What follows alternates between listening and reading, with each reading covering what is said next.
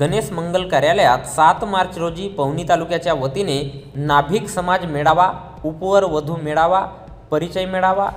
गुणवंत विद्यार्थी आणि ज्येष्ठ नागरिक सत्कार कार्यक्रमाचे आयोजन करण्यात आले आहे।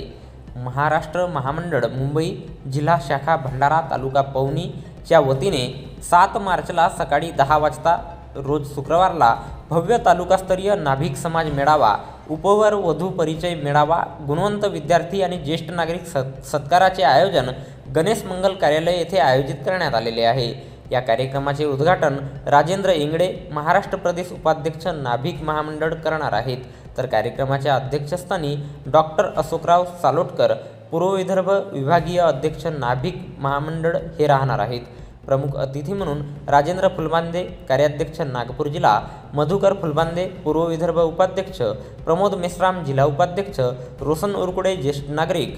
जगदीश सूर्यवंशी जिल्हाध्यक्ष,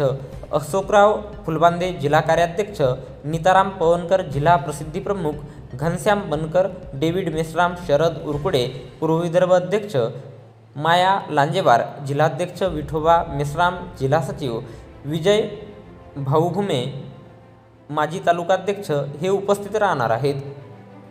या कार्यक्रमाचा लाभ घेण्याचे आवाहन तुशांत नयनपूरकर, संघटक सहसंघटक पवनी, किशोर कावडे कोषाध्यक्ष शाखा अड्याड, विष्णू उरकुडे देखरेख प्रमुख,